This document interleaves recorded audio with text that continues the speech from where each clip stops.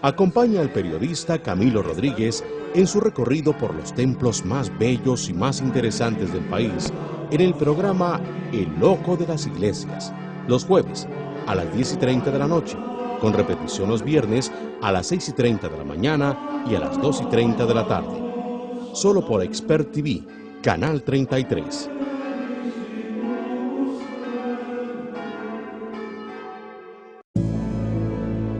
...24 horas de atención en todo el país. Atención brindada con vocación, profesionalismo y dedicación. Solidaridad y pasión. Así son nuestros médicos. Confío en mi médico siempre. Los doctores nos atienden muy bien. Los médicos no son responsables de la crisis de la caja.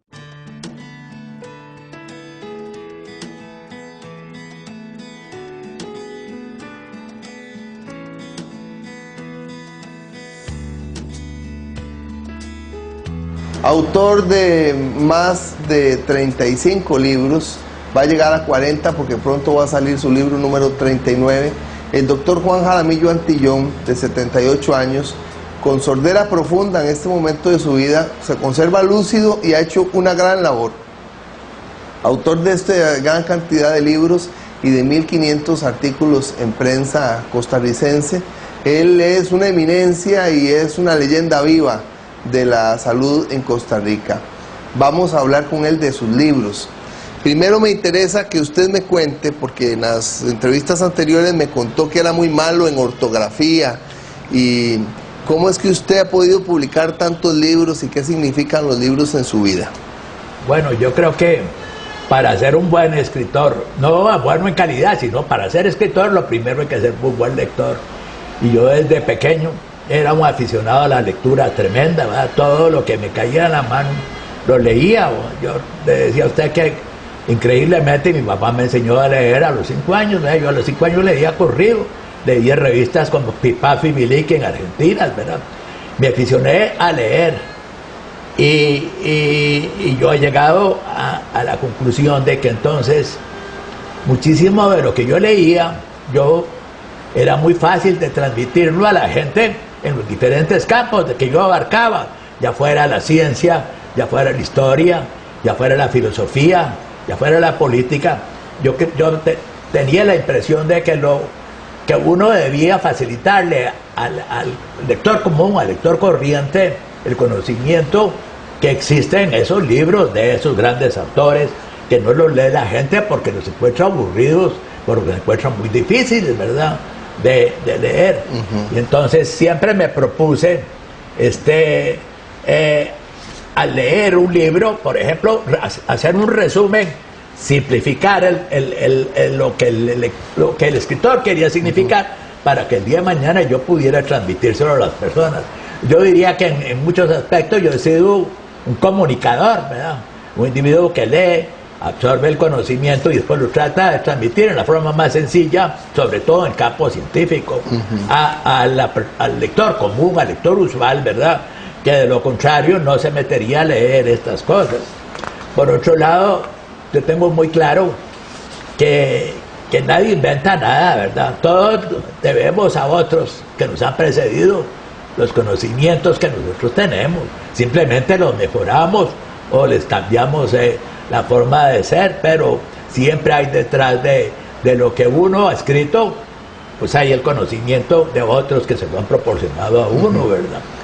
Hablemos de este libro. Lo humano de los genios.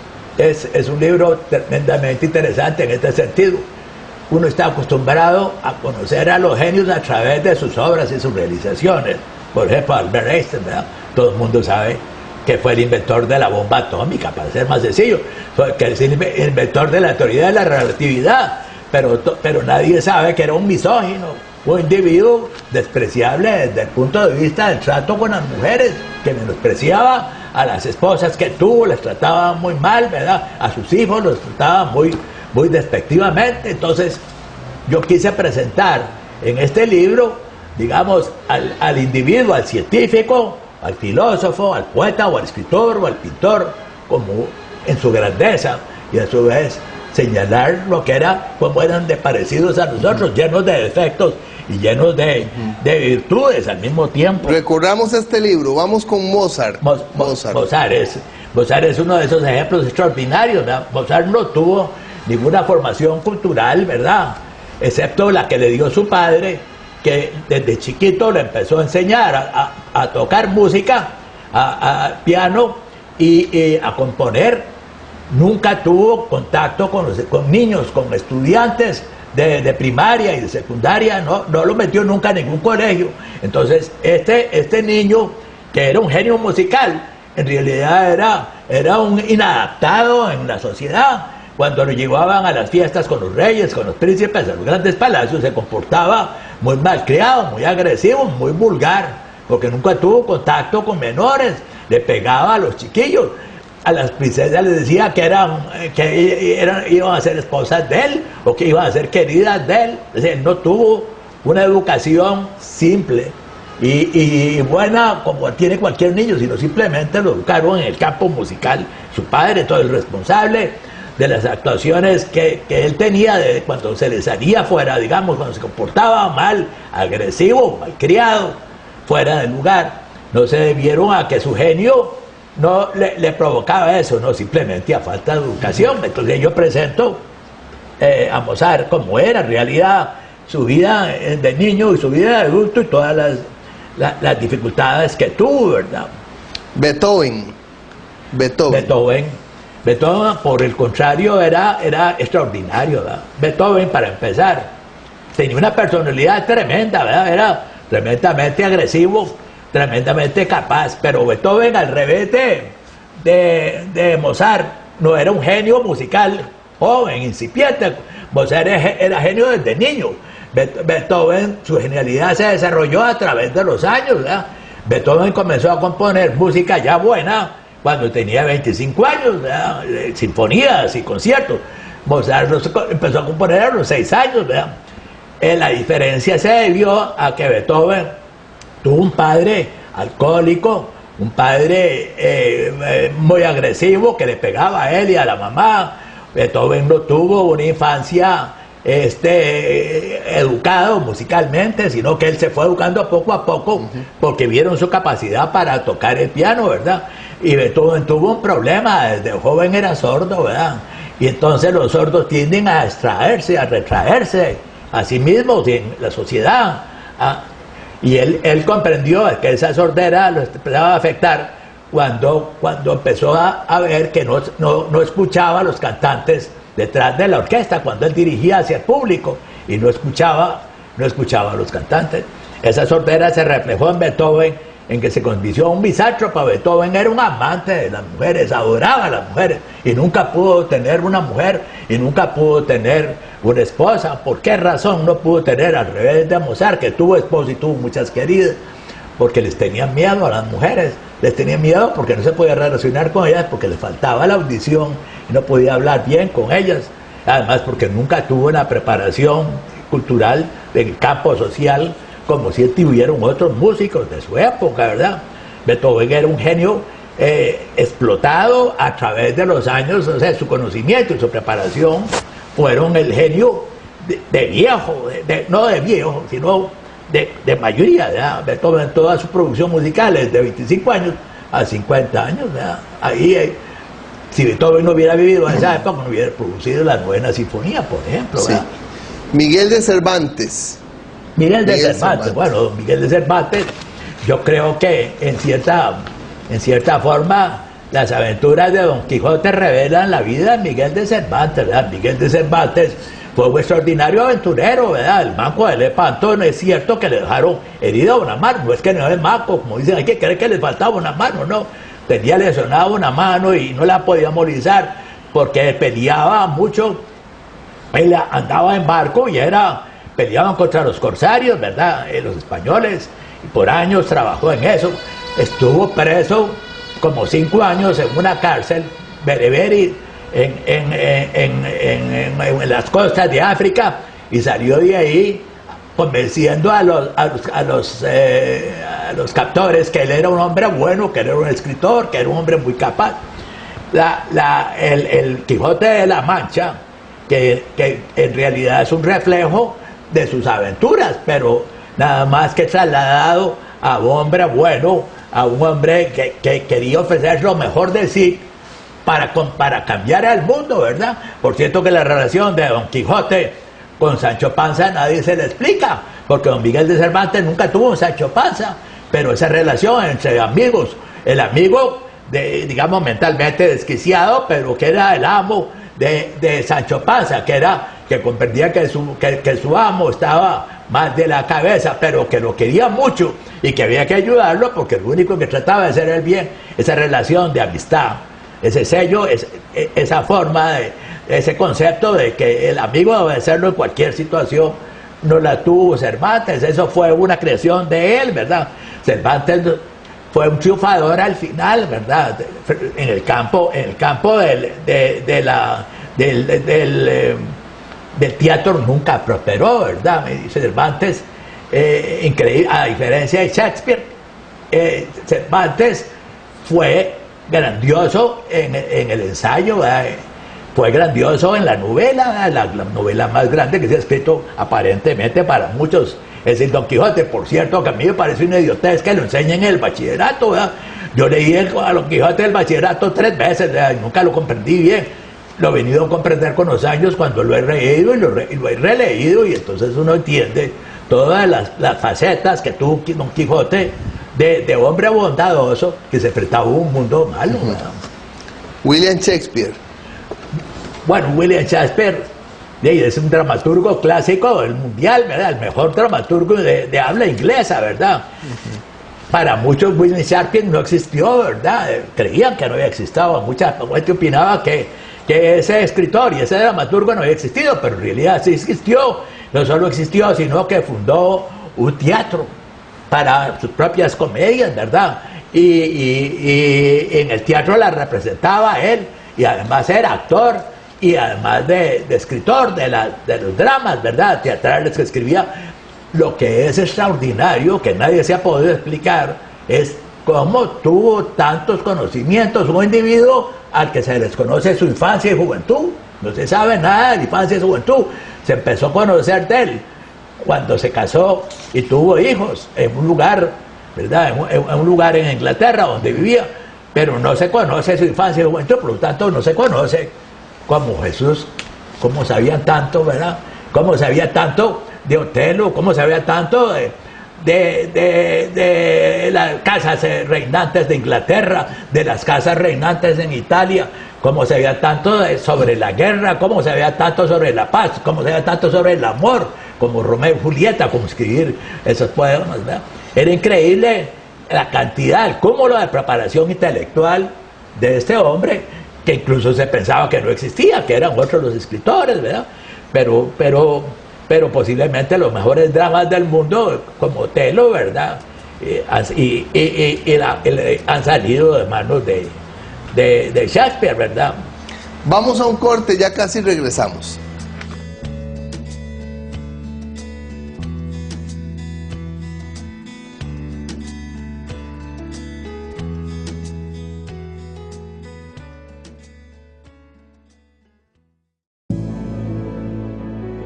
Horas de atención en todo el país. Atención brindada con vocación, profesionalismo y dedicación. Solidaridad y pasión.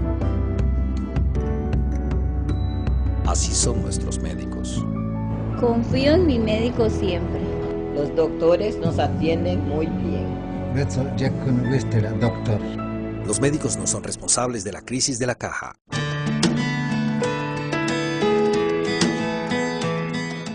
Acompaña al periodista Camilo Rodríguez en el análisis de la vida, el trabajo, la misión y la obra de los médicos en el programa de la Unión Médica Nacional, los jueves a las 10 de la noche, con repetición los viernes a las 6 de la mañana y a las 2 de la tarde. Solo por Expert TV, Canal 33.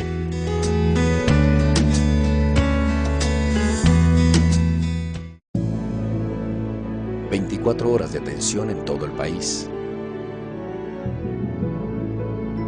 Atención brindada con vocación, profesionalismo y dedicación. Solidaridad y pasión. Así son nuestros médicos. Confío en mi médico siempre. Los doctores nos atienden muy bien. Los médicos no son responsables de la crisis de la caja.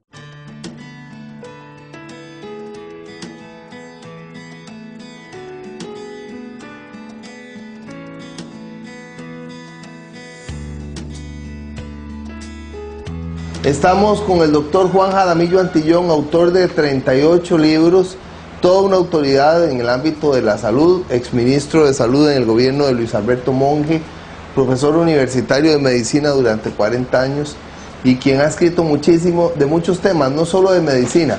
Por ejemplo, acabamos de iniciar una conversación acerca de este libro, Lo humano de los genios. Aquí viene la parte buena y la parte oscura de Mozart, de Beethoven, de Miguel de Cervantes, de Shakespeare, y él nos va a ayudar acercándonos a figuras como Darwin. Bueno, Darwin nada menos que la teoría más grande del campo de la biología y el campo de la ciencia la produjo este hombre. Pero Darwin es de esos científicos y sabios que explotan al final, o sea, cuando ya tenía 50 o 60 años. Antes él se limitó a estudiar, ¿verdad? Para empezar, Darwin era nieto de Erasmo Darwin. Erasmo Darwin era el médico del rey de Inglaterra, nada menos, ¿verdad? Y don Erasmo Darwin, el abuelo de él había escrito un poema sobre la evolución de la vida, y Erasmo Darwin, el abuelo de él, había señalado que los seres humanos y los animales superiores venían de animales inferiores en ese libro, imagínese usted. Eso lo tenía profundamente impresionado, pero el papá lo obligó a estudiar y a hacerse sacerdote, digamos, y se metió a estudiar teología y filosofía en Cambridge, pero él se graduó como teólogo, pero nunca ejerció, pero tenía la oportunidad que no tienen la mayoría de los grandes científicos. Era millonario, el papá era riquísimo, el abuelo era riquísimo, y entonces le permitieron, cuando él insistió que la afición de él eran los escarabajos y los animales pequeños, las palomas, las mariposas, los escarabajos del patio. Dijeron que estaba tocado, pero lo vamos a dejar. De hecho, como alumno, igual que es considerado mediocre, ¿verdad? Y entonces le dieron oportunidad bueno, entonces usted quiere dedicarse a conocer el reino animal y el reino vegetal. Sí, bueno, entonces vaya, haga un viaje en el Beagle. Era un barco que iba a viajar durante 5 años por las costas de América del Sur y África, y en cada lugar iban a recoger restos de animales y restos de plantas y todo para traerlo al Colegio Real de Inglaterra de enseñanza. Entonces él se fue a hacer ese viaje en el Beagle, y claro, adquirió una experiencia tremenda, ¿verdad? Recorriendo todo, desde Brasil, todo Argentina, regresándose por Argentina, pasando por las Galápagos, subiendo por Ecuador, y luego regresaron por Asia y Malasia, le dieron la vuelta al mundo y regresaron 4 o 5 años después. En ese viaje tuvo tiempo de pensar, porque es muy importante para los genios, que no son genios desde chiquitos, sino que su genialidad se desarrolla a base del razonamiento. Tuvo tiempo de pensar cómo era posible que en una isla, como en las Galápagos, que estaban situadas a distancias, digamos, de 2.000 o 3.000 metros, había pinzones, en unos con pinzones con pico largo, otros pinzones con pico corto, en otros pinzones prácticamente sin pico, y todos eran del género, de la misma familia de los pinzones. Entonces él se fijó el tipo de alimentos que había en cada lugar, y se dio cuenta que el medio adaptaba al individuo, al animal, para que tuviera ciertas características y pudiera comer lo que había ahí, o al revés. Con el nacimiento, con los cambios genéticos, se producía ese cambio, ¿verdad? Sin embargo, Darwin tuvo un problema. Darwin preparó, fue el primero que señaló al mundo que los seres que vivían no habían nacido así como señalaba la iglesia, ¿verdad? Que habían necesitado pasar millones de años para que los animales se convirtieran de seres microscópicos que habían nacido en el mar o habían nacido de pequeños animalitos se convirtieran en los actuales, ¿verdad? Nadie creía eso, para ellos era todo eso una cosa que era mentira. Él probó mediante los esqueletos cómo fueron cambiando los animales, por ejemplo los caballos, cómo fueron cambiando los perros, luego cómo fueron cambiando los monos, ¿verdad? Viendo que los esqueletos se iban modificando según el lugar donde vivían. O sea, llegó a la conclusión de que para sobrevivir las personas tenían que adaptarse, y para adaptarse tenían que modificar sus hábitos, ¿verdad? Y para eso para poder sobrevivir era necesario adaptarse, y de ahí crió entonces la evolución de las especies a base de la adaptación de diferentes especies al medio donde vivían, ¿verdad? Darwin terminó completamente trastornado emocionalmente porque la esposa era muy religiosa, y él y todos los religiosos de Inglaterra señalaban que él negaba a Dios, negaba que Dios había hecho el mundo en 6 días, y negaba que Dios había hecho todos los seres, y él nunca dijo que Dios no existía. Él dijo que el mundo no necesitaba de Dios para verse transformado de seres unicelulares y seres microscópicos y macroscópicos a animales superiores, ¿verdad?, hasta llegar al hombre, ¿verdad?, que no era necesario Dios desde el punto de vista de decir que lo había hecho. Podía Dios haber participado en el proceso, pero que era un proceso de millones de años. Isaac Newton. Bueno, con Newton es el misántropo más grande que ha existido. Newton, en primer lugar, era tremendamente egoísta, solo él y él, pero era genial, ¿verdad? Pero Newton hizo sus descubrimientos, ¿verdad?, sobre la teoría de la gravitación universal, y sobre la teoría de las matemáticas. Los hizo en 3 años. Todos sus descubrimientos, al igual que Einstein, se realizaron en 3 años.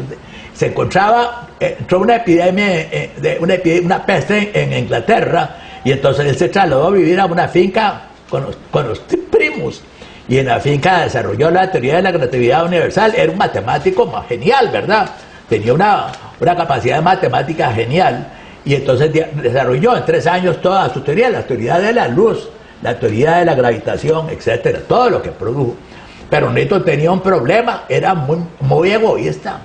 Newton era tan tremendamente egoísta que no le ayudaba a nadie, ¿verdad? Lo dejaba de lado a las demás personas, ¿verdad? Solo él y él.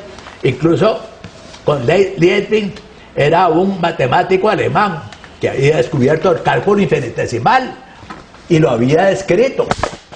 Pues Newton señaló que Leibniz era un mentiroso y que le había robado ese descubrimiento a él, siendo que Newton es cierto que lo había descubierto y lo había señalado, pero no lo había escrito. Y lo desprestigió a Leibniz en Alemania al extremo que lo echaron de la Academia Alemana de Ciencias, y la de Inglaterra lo rechazó también, para que veamos como nada menos una figura tan grandiosa como esa puede ser tan egoísta. Estamos con el doctor Juan Jaramillo Antillón, gran autoridad, autor de 38 libros. Vamos a continuar hablando con él de sus libros y de todo lo que ha hecho para acercar la cultura universal a los lectores y las lectoras costarricenses. Hay que recordar que él es médico de profesión y autor de 38 libros, muchos de ellos de filosofía, de política, de arte, no solo de medicina.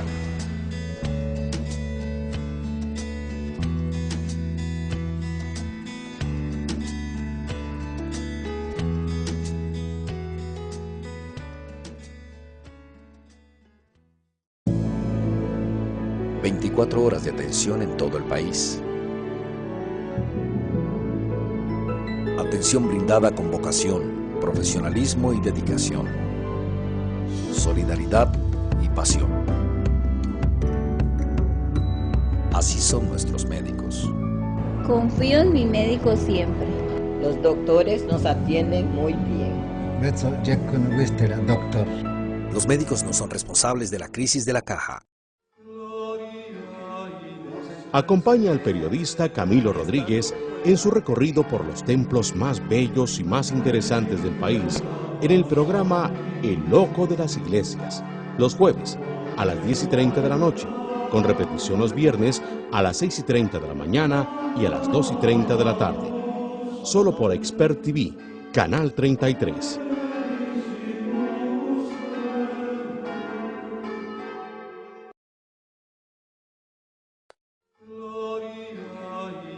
Acompaña al periodista Camilo Rodríguez en su recorrido por los templos más bellos y más interesantes del país en el programa El Loco de las Iglesias, los jueves a las 10:30 de la noche, con repetición los viernes a las 6:30 de la mañana y a las 2:30 de la tarde. Solo por Expert TV, Canal 33.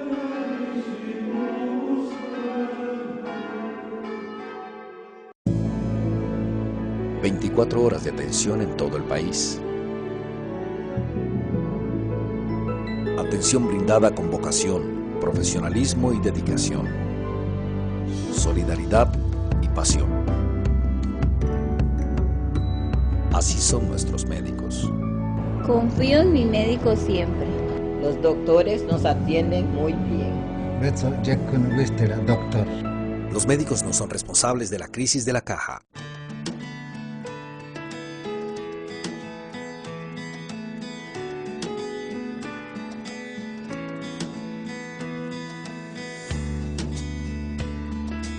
Continuamos con el doctor Juan Jaramillo Antillón porque queremos con él en una serie de entrevistas hablar de todo su trabajo en materia de cultura, literatura, arte. Él es cirujano, el médico cirujano, pero tiene un gran conocimiento en otros campos y con este libro, Lo humano de los genios, nos ha ido acercando a figuras como Miguel de Cervantes, William Shakespeare, Isaac Newton, Charles Darwin, Mozart, Beethoven. Y bueno, empezamos hablando de Albert Einstein.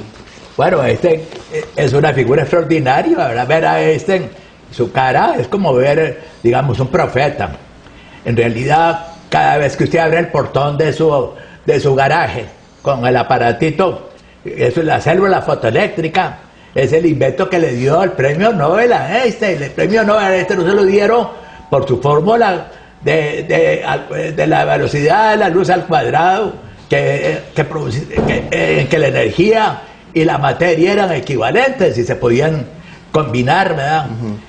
Resulta que Einstein, sus descubrimientos, al igual que Newton, los realizó todos en 2 o 3 años, cuando él se encargaba de hacer los registros de los inventos en Suiza.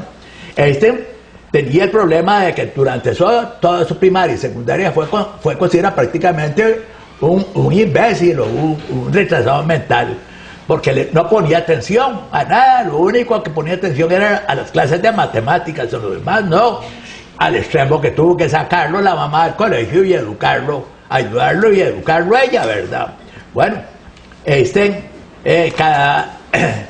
cada vez que oímos que Hiroshima y Nagasaki fueron destruidas por una sola bomba que cayó, parece increíble que haya descrito él en una fórmula matemática la capacidad de destrucción que tuvo esa bomba, ¿verdad? Luego Einstein tuvo otra visión del mundo. Einstein completamente nos dio otra visión del mundo porque creó una teoría de la relatividad en la cual el tiempo y el espacio eran equivalentes, ¿verdad? Nosotros siempre hemos creído, y así nos lo dice nuestra forma de pensar, ¿verdad? Nuestro sentido común, que el tiempo es lineal, corre desde que estamos chiquitos hasta que estamos viejos, nos hacemos viejos en tanto tiempo. Y por otro lado, el espacio es donde nosotros nos desarrollamos. Bueno, él probó que el tiempo y el espacio están tan unidos que es igual para un electrón estar en el pasado, en el presente o en el futuro, que no hay manera de diferenciarlo, ¿verdad? Desde el punto de vista microscópico, a nivel micromolecular, ¿verdad? O sea, este también fue entonces uno de los creadores de la teoría atómica, ¿verdad? Sí. Y no solo de la teoría de la relatividad, posiblemente el genio más grande que ha existido es Einstein, con el problema de que personalmente era un individuo tremendamente egoísta, era un individuo que trataba muy mal a las mujeres, era un individuo que trató muy mal a sus hijos, los abandonó, y a su esposa Mileva, que era una gran investigadora y una gran científica, la dejó de lado con dos chiquitos, ¿verdad? Uno de ellos un retrasado mental, por fin para deshacerse de ella y que le diera el divorcio le ofreció el premio Nobel, ¿verdad? Cuando lo ganó se lo dio, es cierto, pero lo que uno no puede entender es que un hombre tan grande en el campo científico puede ser tan defectuoso en el campo social. Marie Curie.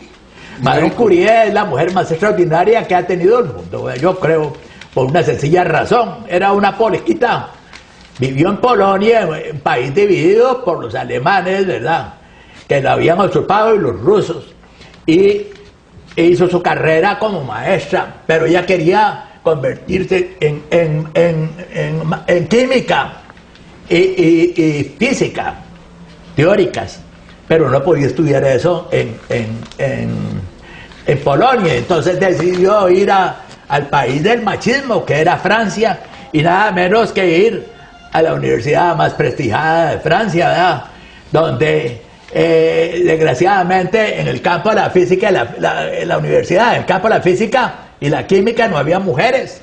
Ella fue la segunda mujer que logró entrar a esos dos campos, después de pasar por concursos que les establecieron un montón de dificultades para que llegaran, y después de eso, de pasar por eso, se convirtió en una física de primera calidad y una química de primera calidad, al extremo que se casó con Curie, ¿verdad? Curie era un químico, era profesor de la universidad, y se casó con él, pero eran muy pobres, y entonces entre los dos se pusieron a estudiar la radiación del radio, ¿verdad? Y llegaron a la conclusión que el radio se desintegraba y que producía una serie de reacciones. Eso dio lugar a la aparición de la radiología, ¿verdad?, que tanto beneficio ha provocado, y a la desintegración atómica de los cuerpos materiales, ¿verdad? Dos conceptos extraordinarios. Es la única mujer que ha ganado 2 premios Nobel hasta esa época. No sé si posteriormente alguna mujer ha ganado los dos, pero ganó el del premio Nobel de Química y ganó el premio Nobel de Física, ya viuda, o sea, ya sin la ayuda del marido, porque muchos opinaban que era el marido el que le había ayudado, ¿no? Lo que quiere significar que una mujer machista en la época en que vivió, que haya logrado superar todo eso y haya llegado a ser nada menos que una ganadora del premio de 2 premios Nobel, eso significa que es extraordinaria. Además tuvo hijos, los crió, los educó, y su hija y sus 2 hijas ganaron premios Nobel. Igual que ahora, no solo eso es lo importante de ella, lo importante de ella y su esposo es que son los únicos 2 científicos que han ganado premios Nobel que no patentizaron sus investigaciones y sus descubrimientos, se los regalaron a la humanidad. Eso es lo más extraordinario. Hipócrates, el padre de la medicina. ¿Quién? Hipócrates. Hipócrates. Bueno, y en campo de la medicina, Hipócrates sigue vigente, ¿verdad? Todos los conceptos clínicos que existen ahora son de origen hipocrático. Hipócrates fue la primera persona, la segunda persona, porque ya antes otro había pensado que en la mente de las personas, en el cerebro de las personas está el pensamiento, que por él reímos, que por él lloramos, que por él nos preocupamos de las cosas, que por él queríamos cosas. Todo eso está en el cerebro. ¿Cómo fue que a él se le ocurrió pensar eso? Porque él vio a una persona que se cayó, se fracturó el cráneo y empezó a presentar epilepsia. Y entonces la epilepsia era considerada en esas épocas en Grecia como un castigo de los dioses para las personas.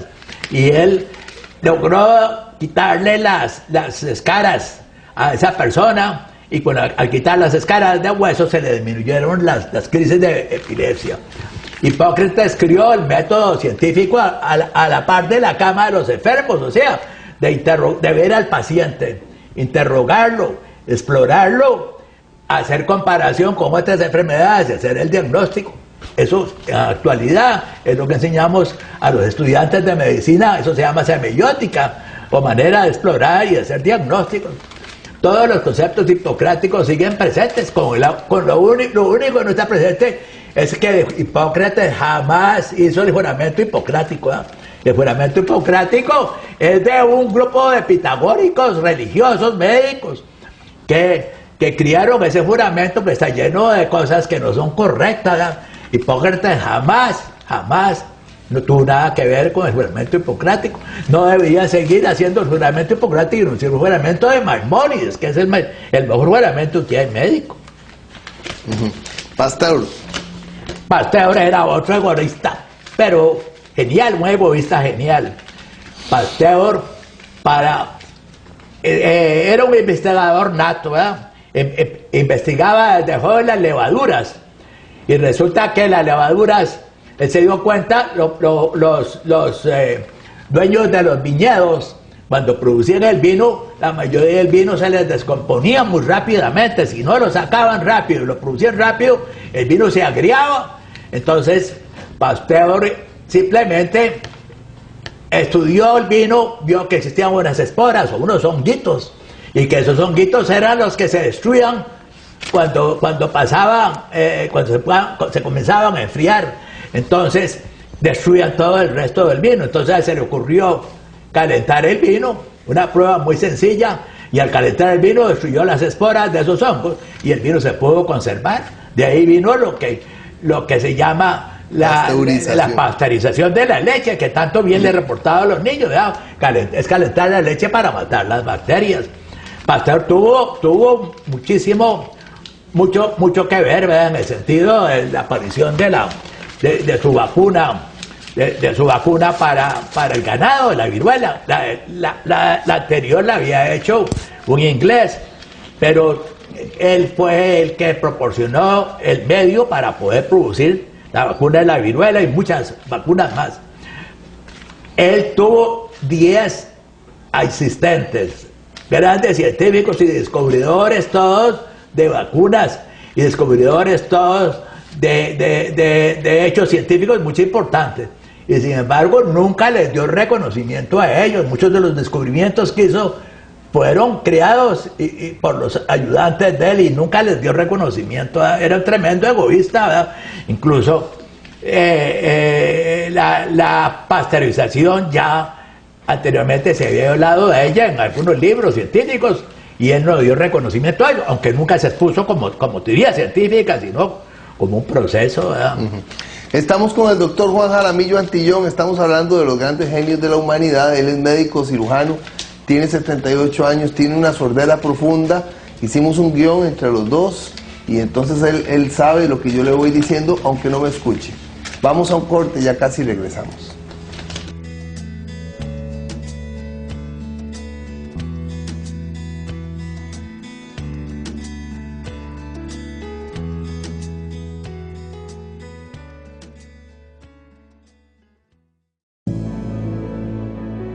Horas de atención en todo el país.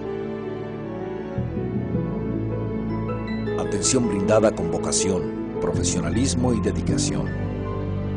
Solidaridad y pasión. Así son nuestros médicos. Confío en mi médico siempre. Los doctores nos atienden muy bien. Los médicos no son responsables de la crisis de la caja.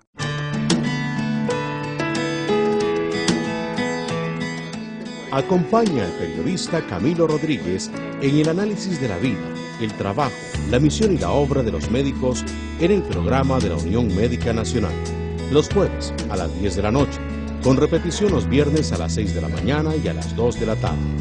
Solo por Expert TV, Canal 33.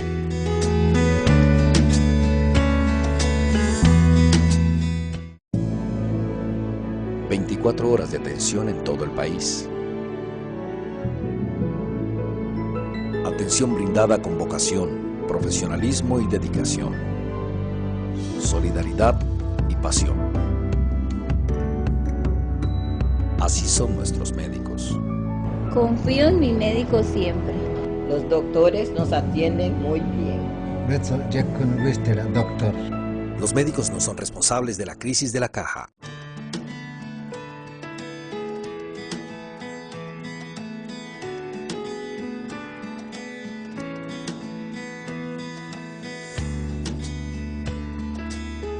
Estamos con el doctor Juan Jaramillo Antillón, médico cirujano, tiene 78 años.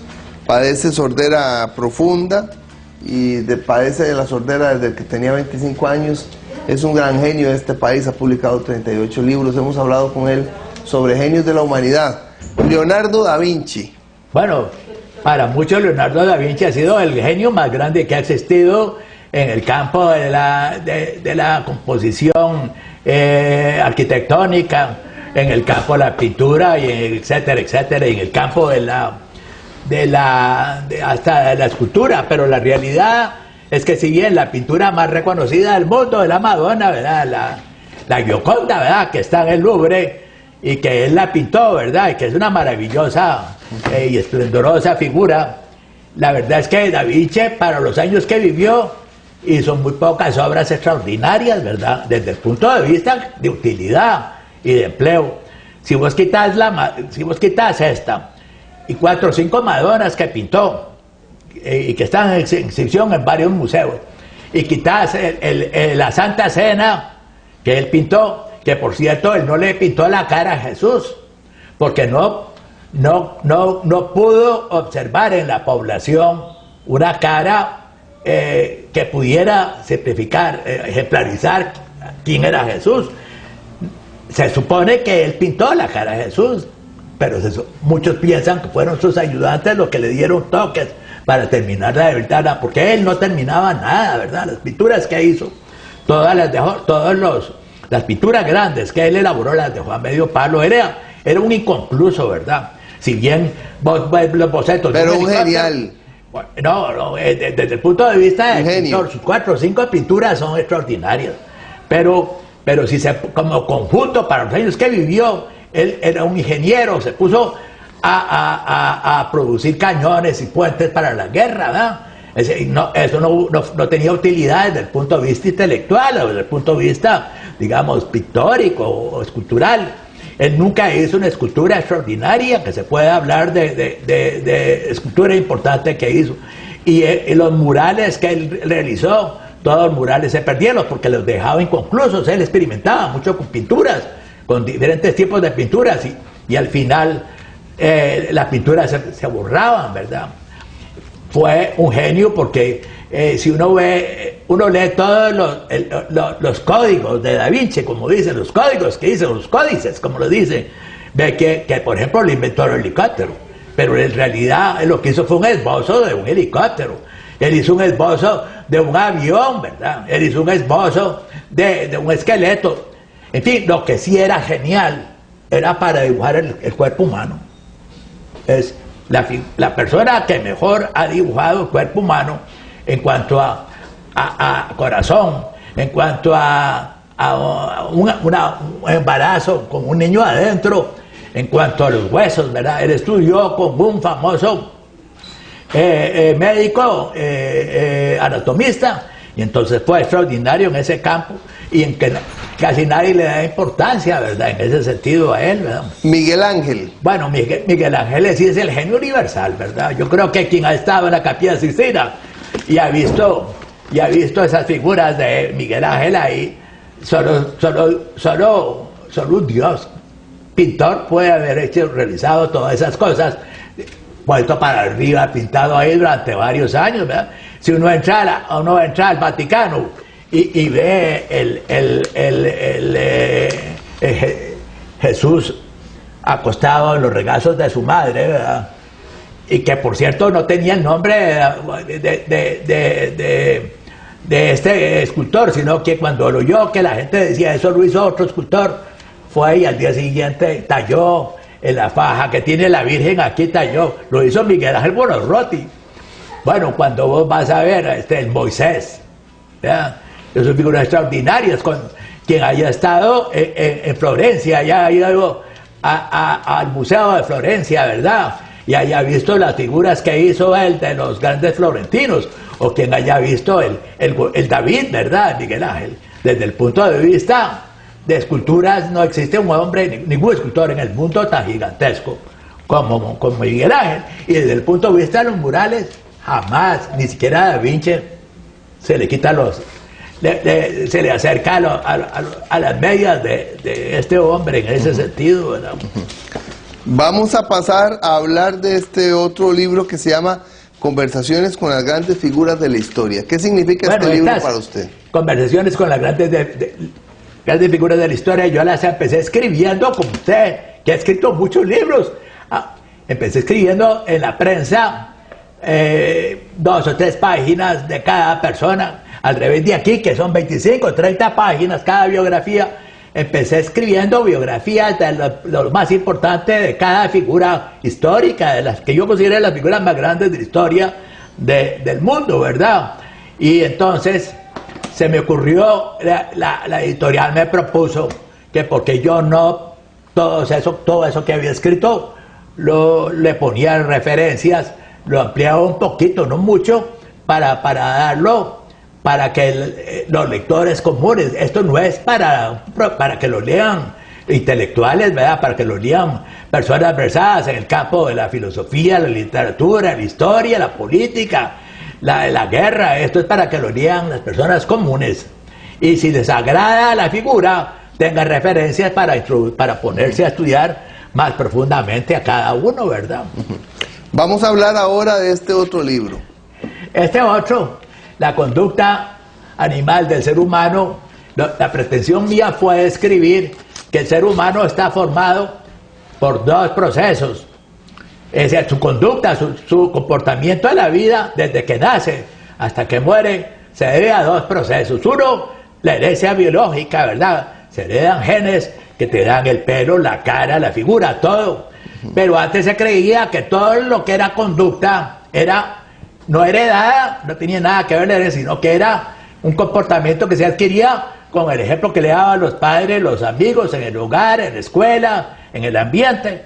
Con los años he llegado a la conclusión de que se heredan muchos caracteres para tener un carácter belicoso o un carácter apacible, que se heredan muchos caracteres para llegar a ser un gran pintor o un gran escultor o un gran investigador, pero que se requiere del medio ambiente para que se desarrollen todas sus características.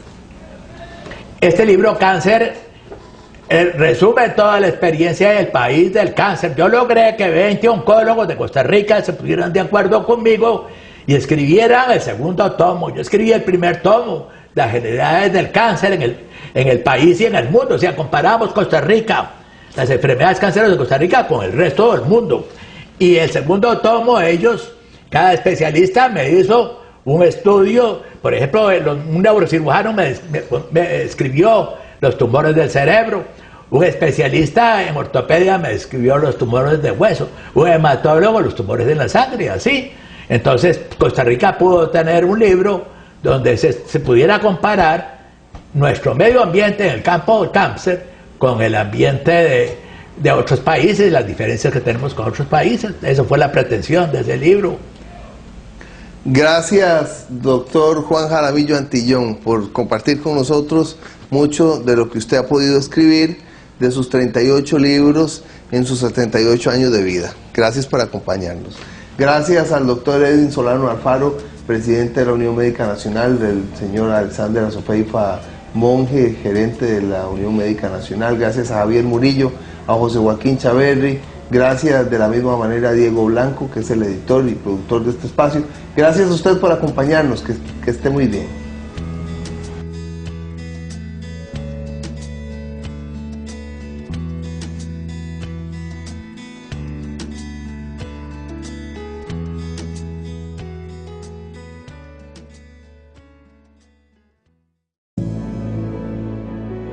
Horas de atención en todo el país. Atención brindada con vocación, profesionalismo y dedicación. Solidaridad y pasión.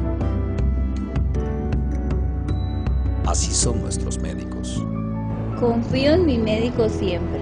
Los doctores nos atienden muy bien. Los médicos no son responsables de la crisis de la caja. Acompaña al periodista Camilo Rodríguez en su recorrido por los templos más bellos y más interesantes del país en el programa El Loco de las Iglesias, los jueves a las 10:30 de la noche, con repetición los viernes a las 6:30 de la mañana y a las 2:30 de la tarde. solo por Expert TV, Canal 33.